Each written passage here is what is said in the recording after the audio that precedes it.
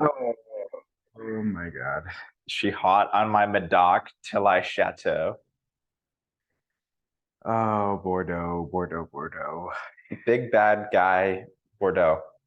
But It's time. we have been avoiding it just a little bit, just a little bit. I've been like bobbing and weaving my way around it. It's scary, but we got to keep it real. What's up, real people? I hope the mics work. We didn't do a We test, didn't test them, so we're just doing we're this. going for it. Free balling. So this is AOC Bordeaux. Let's do a little bit of drawing, James, shall we? Oh my God, I'm drawing. No, no, no. I'm just saying we're doing a little drawing. The left bank of Bordeaux and the right bank of Bordeaux are going to be two not drastically different styles of wine, but two very notably different styles of wine, both in terms of winemaking, in terms of grape production, and in terms of climate and things like that. We're also going to have sort of a third region that's sort of lumped in with the left bank, but also sort of its own thing, Entre du Mer. And then we'll also have sort of a subsect of the left bank um, more towards the south, where we'll have sweeter wine regions like Sauternes. So that's sort of just a general overview of what we have for regions in terms of grape growing. We're in a moderate maritime climate because we are directly next to the Atlantic Ocean right here. And we have this moderating influence of these rivers, the Dordogne and the Garonne. Um, what else is our climate and grape growing going to be like in Bordeaux, James? Because of this moderate maritime climate, we're going to have high humidity during the summer, which is an enemy to the vines. It affects your flowering and your ripening times, and can make your grapes more susceptible to mold and fungus. But new developments in trellising have mitigated this effect. However, the rainfall can drastically affect the vines at inopportune times, such as during flowering or fruit set, that can lead to rot and the dilution of flavors in berries. So vintage to vintage variation is sometimes a concern for the average Bordeaux grape grower. Mm-hmm. So, as a winemaker, you need to be conscious of what grapes you're growing and what sort of region you're in, making sure that your grapes are suitable for the potential weather conditions of that region. That's why we're going to see Merlot being the most widely planted grape in this region, because it has such it's able to adapt to environmental pressures easily. It's just a little bit more resilient and resistant. So that's widely planted here because of these influences like rainfall. Talking about winemaking, throughout the regions of Bordeaux, left bank, right bank, Entre du Mer, or any other region, we're going to see a lot of blending occurring. Not to say that there isn't single varietal production, but a lot of wine in Bordeaux is based on the idea of blending. We're going to see that both in red and white wine production, even sweet wine production as well. Um, you have to make sure that your varieties of grapes are diverse, so that you are able to survive sort of catastrophic environmental effects, like we just mentioned, by having sort of grapes that are able to resist environmental hazards, sort of like Merlot, like we just talked about. Um, a lot of the winemaking decisions that you're going to be making on the vineyard are going to be based on the level of quality that you want to achieve. There are specific rules for the specific class you're going to put on your wine. So you have like your super premium Grand Cru Class A. It's actually made with the intention to age for quite a long time. So as such, as a winemaker, you need to make sure your cap management is good and up to standard, because you have to ensure that the tannins are so high that the structure is there to support long-term aging. Then you have your premium, high-priced commune wine, or your medium-priced or inexpensive generic wine. Mm-hmm. So we'll move on to classifications then before we start talking about grapes. So in Bordeaux, what makes Bordeaux a little different in terms of laws and classifications is they go away from using an appellation system and go towards a chateau system. There's this thing that we're going to talk about, the 1855 classification. It essentially boiled down to these different classification levels based on the Cru Classe system, where Cru Classe are individual chateaus. It had levels that uh, ranked from least prestige to most prestige, least being Cru Bourgeois, the middle sort of layer being Cru Bourgeois Superior, and then the most top layer being Cru Bourgeois Exceptionnel. We also have classifications in the region of Grave, where wine isn't sort of ranked on this tiered list, but every wine, whether it's red or white, can be identified as Cru Classe if it's in the region of Pessac-Léognan in Grave, which is sort of that subsect that was drawn, I believe, after this classification in 1855. And then Saint-Emilion has its own sort of appellation system integrated into the geography itself, where Saint-Emilion Grand Cru is an appellation that exists within Saint-Emilion, and it is known for producing high quality wine, given the Grand Cru status. All right, moving on. Grapes. Some of the principal black grape varieties. We're going to start off with a big guy, Merlot. Big guy. It is the most widely planted grape in all of Bordeaux, especially in the regions of Saint-Emilion and Pomerol. As such, it does better in slightly cooler areas as compared to Cabernet Sauvignon, and it enjoys the nice clay soils of the right bank of Bordeaux. In a blend, it would add body and other flavor characteristics.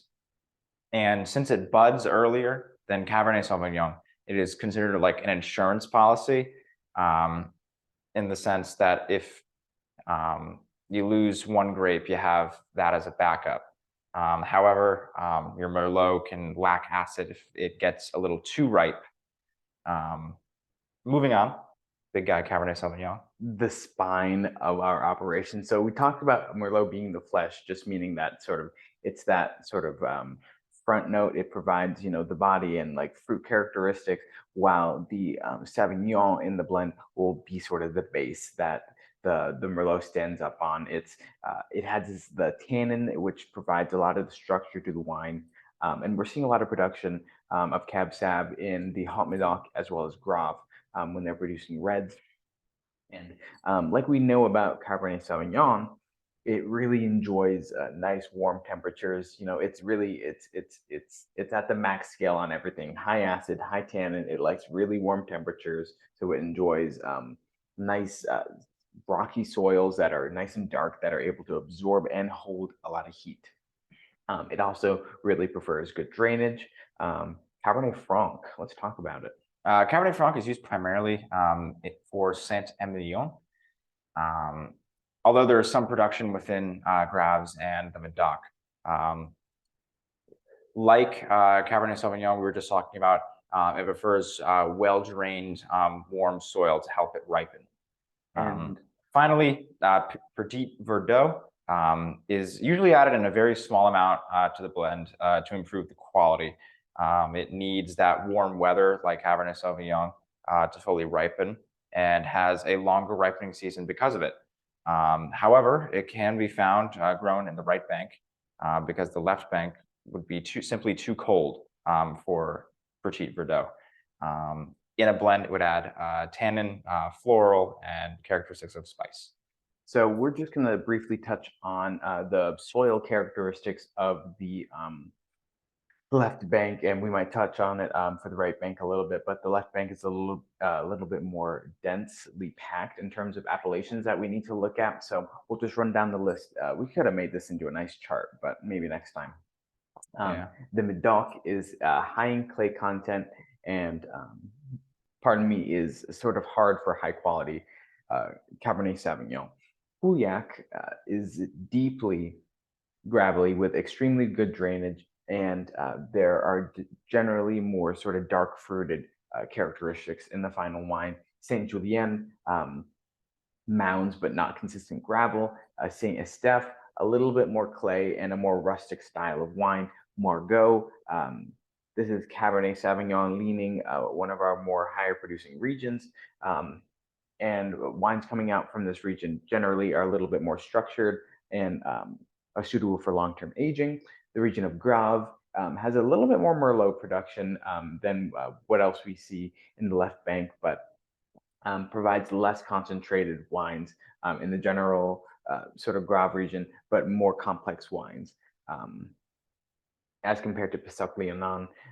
Pissarros-Léognan itself, similar to sort of a Haut Medoc style, it has more fruit characteristics, a little bit less tannin, and a little lighter body. Let's talk about the right bank. All right, Saint-Emilion, we're using Cabernet Franc. You have the well-drained limestone, which supports the Merlot and Cabernet Franc. There is sandy soils at the bottom of the escarpment, whatever that is. What is the escarpment? Is that an Alyssa thing? It is. All right, moving on. The next region of Pomerol is dominated by Merlot and has some Cabernet Franc production. As such, their wines are very rich with a spicy blackberry fruit flavor. And finally, their own little category, Côte de Bordeaux.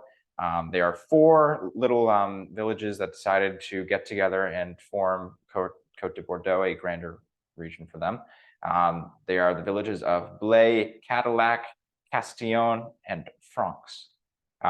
Mostly, these wines are designed for early drinking with Merlot-based wine. They are known for average quality wine. Very nice. So we'll see mostly our production in Bordeaux is red or black, red wine production, black grape production. Our list for white wines is going to be a little smaller. And we're just looking at 3 primary grapes. Semillon, which is generally used for sweet wines because it's slightly thinner skinned, susceptible to botrytis, and not necessarily as beneficial for still wine production in terms of having it be a single varietal or something like that.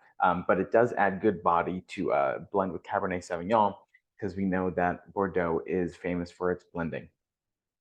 Cabernet Sauvignon or Sauvignon Blanc, let's say, a little bit more citrusy and green fruited here. It grows as a single varietal and goes generally into single varietal dry wines. In blends, it gives that acid, which is necessary for a sweet wine, which is why we'll see little bits of Sauvignon Blanc being added to a sweet wine blend. We'll then finish off with Muscadel, not as widely planted or as widely used, but is good for its grapey flavor, sort of that idea of like a table grape, something really pure and juicy like that, as well as some floral characteristics.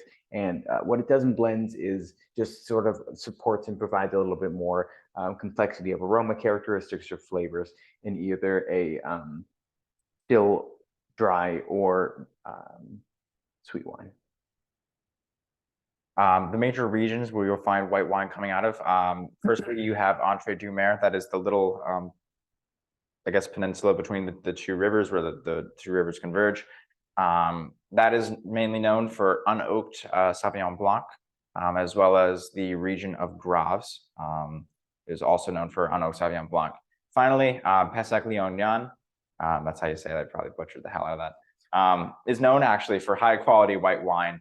But the main difference that sets them apart is that they use new oak Sauvignon Blanc and a Sauvignon blend. So you often have like oaky flavors with your Sauvignon Blanc. Sweet wine is also in production here in Bordeaux.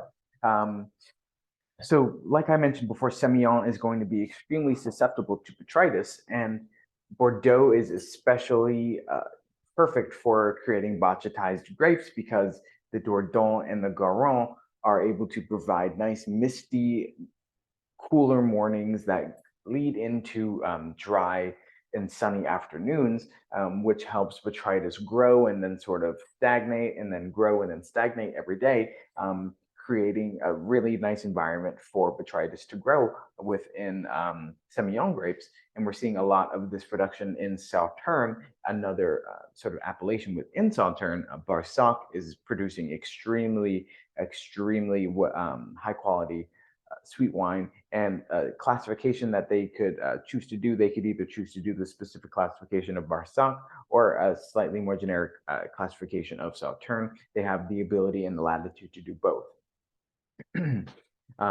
We're seeing a lot of Semillon production in our sweet wine production, but there is some addition of blending with Muscadel for a little bit more perfumey characteristic, a little bit more intense aromatic, or Sauvignon Blanc for slightly more body and the acidity, as well as some more fruity characteristics. And we'll see a little bit of use of oak in some Semillon blends, just to provide a slightly more oxidative note and a little bit more complexity as well. That was Bordeaux. Is that it? Oh my God, that's it. That's it. It's over, Mr. Stark. We won.